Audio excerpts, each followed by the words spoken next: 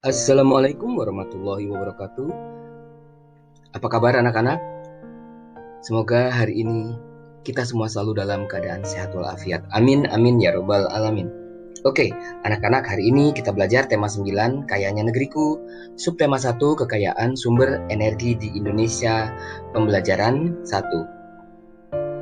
Anak-anak, kita harus banyak bersyukur hidup di bumi Indonesia, bangsa yang dikaruniai sumber daya. Salah satunya adalah sumber daya energi, mulai dari minyak, gas, sampai yang bukan minyak. Salah satu sumber energi yang banyak digunakan di sekitar kita adalah listrik. Oke anak-anak, mari kita cari tahu bagaimana listrik dihasilkan dan manfaatnya bagi kehidupan sehari-hari. Kalian simak teks berikut ini. Air dan listrik. Air memiliki manfaat yang sangat besar bagi kehidupan manusia. Salah satu pemanfaatan air adalah sebagai pembangkit listrik tenaga air. Manfaat air sangat besar dan berpengaruh terhadap kehidupan manusia. Oleh karena itu, dalam pemanfaatan air hendaknya diimbangi dengan kesadaran menjaga sumber air yang ada di bumi. Dengan membuang-buang air merupakan perbuatan yang tidak bijak.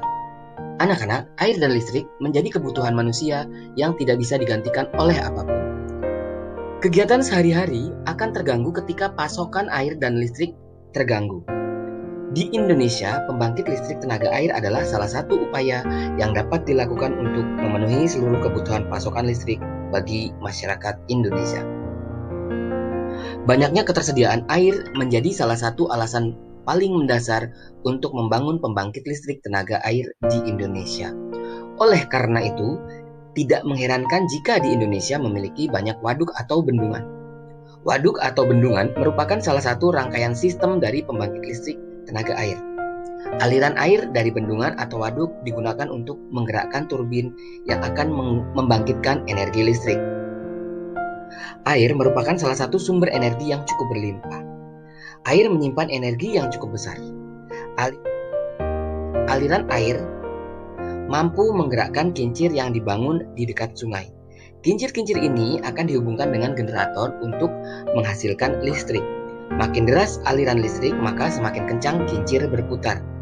Dan energi listrik yang dihasilkan pun semakin besar. Anak-anak, dengan adanya PLTA atau pembangkit listrik tenaga air, ketersediaan energi listrik ke rumah-rumah akan terpenuhi. Kita juga bisa memanfaatkannya untuk menghidupkan berbagai peralatan listrik yang memudahkan kegiatan kita sehari-hari seperti lampu, televisi, dan peralatan lainnya. Oke anak-anak, energi adalah kemampuan yang diperlukan untuk melakukan usaha. Di dalam kehidupan sehari-hari, energi mempunyai peranan yang sangat penting bagi manusia. Misalnya untuk bekerja, bergerak, bernafas, dan berbagai aktivitas lainnya. Oke anak-anak, berikut ini ada bentuk-bentuk energi. Secara umum, energi dapat dibagi menjadi beberapa macam bentuk energi, antara lain energi listrik. Anak-anak, energi listrik ini dipindahkan dalam bentuk aliran muatan listrik melalui kawat logam konduktor yang disebut dengan arus listrik. Energi listrik dapat diubah menjadi bentuk energi yang lain seperti energi gerak, energi cahaya, energi panas, atau energi bunyi. Lalu energi panas. Energi panas atau energi kalor merupakan suatu energi yang bersumber dari matahari. Nah, anak-anak, kalian tahu matahari merupakan sumber energi panas terbesar di bumi.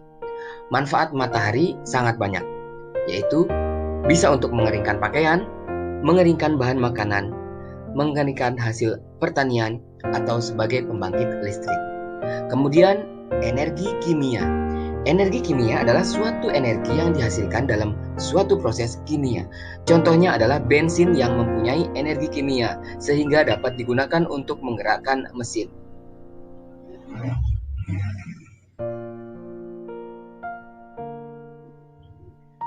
Alat-alat yang menghasilkan energi dari reaksi kimia misalnya adalah ada aki dan baterai.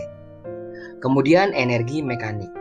Energi mekanik merupakan energi yang disebabkan karena adanya suatu usaha yang berhubungan dengan gerakan yang terjadi pada benda. Energi mekanik dapat dibagi menjadi dua, yaitu yang pertama yaitu energi potensial. Energi potensial merupakan suatu energi tersimpan yang dimiliki oleh suatu benda karena posisi atau kedudukan terhadap suatu acuan. Sebagai contoh, batu yang kita angkat pada ketinggian tertentu memiliki energi potensial. Apabila batu kita lepas, maka batu tersebut akan melakukan kerja, yaitu bergerak ke bawah ataupun jatuh. Lalu yang kedua yaitu energi kinetik. Energi kinetik atau energi gerak merupakan suatu energi yang dimiliki oleh suatu benda yang dipengaruhi oleh gerakan aktif dari suatu benda yang bersangkutan. Lalu yang kedua yaitu perubahan yang terjadi pada energi. Anak-anak, suatu energi manfaatnya baru akan terasa jika mengalami suatu perubahan bentuk dari energi satu ke energi yang lainnya. Anak-anak, seperti kita ketahui bahwa energi memiliki suatu hukum yang sering kita sebut dengan hukum kekekalan energi. Bunyi hukum kekekalan energi adalah energi tidak dapat diciptakan dan tidak dapat dimusnahkan, tetapi energi dapat berubah bentuk dari bentuk yang satu ke bentuk lainnya. Oke anak-anak, berikut ini adalah contoh perubahan bentuk energi. Yang pertama, energi listrik diubah menjadi energi panas. Contohnya penggunaan microwave, penggunaan oven, penggunaan kompor listrik, dan penggunaan setrika. Lalu energi listrik diubah menjadi energi kimia. Contohnya yaitu charger batu baterai dan pengisian aki atau akumulator. Lalu yang ketiga yaitu energi listrik diubah menjadi energi gerak.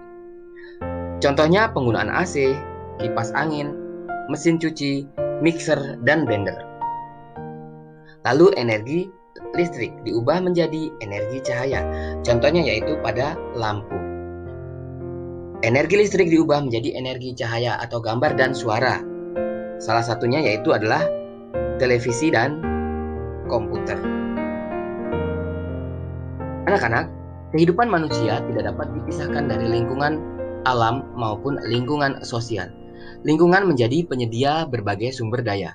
Sumber daya itu termasuk sumber daya energi yang dibutuhkan untuk menunjang kehidupan manusia. Oke, kalian simak teks lingkungan berikut ini. Lingkungan adalah segala sesuatu di sekitar manusia yang mempengaruhi kehidupan manusia.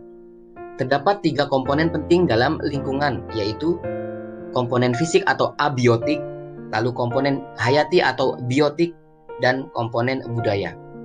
Komponen fisik adalah komponen yang terdiri dari makhluk tak hidup. Komponen fisik yang terdapat dalam lingkungan hidup terdiri atas tanah, air, udara, sinar matahari, dan sebagainya.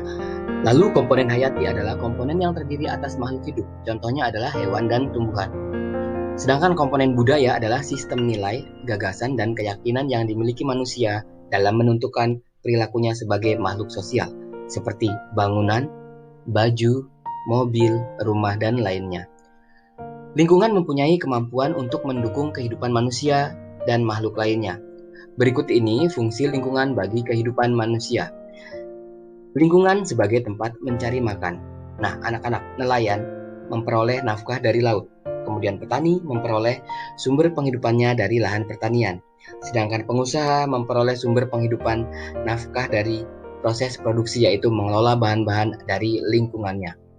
Lalu lingkungan sebagai tempat bekerja. Anak-anak, setiap manusia melakukan berbagai aktivitas untuk mencari nafkah. Berbagai aktivitas tersebut menimbulkan terjalinnya interaksi sosial. Hal ini juga menunjukkan ketergantungan antar manusia dengan sesama. Melalui interaksi sosial, manusia mampu mencapai kesejahteraan hidupnya.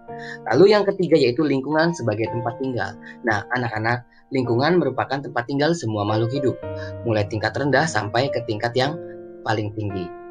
Oke anak-anak, kalian sudah membaca bacaan yang berjudul tentang lingkungan. Nah, sekarang bagaimana cara kita menggali informasi bacaan? Oke, anak-anak, menggali informasi dari bacaan adalah proses menemukan informasi dalam teks terkait dengan suatu bacaan. Adapun bacaan merupakan rangkaian beberapa kalimat yang mendukung suatu topik. Tujuan utama dalam melakukan membaca adalah untuk menemukan informasi. Lalu, informasi merupakan sekumpulan fakta yang menggambarkan sebuah peristiwa atau kejadian tertentu. Nah, anak-anak, berikut ini langkah-langkah yang dapat kita lakukan dalam menggali informasi dari suatu bacaan. Yang pertama, kita membaca terlebih dahulu teks dengan cermat. Kemudian kita catat ide pokok setiap paragraf supaya mudah dibuat kesimpulan. Lalu rangkai ide pokok menjadi sebuah paragraf. Oke anak-anak, sampai di sini materi kita hari ini. Sampai jumpa lagi pada materi-materi berikutnya. Wassalamualaikum warahmatullahi wabarakatuh.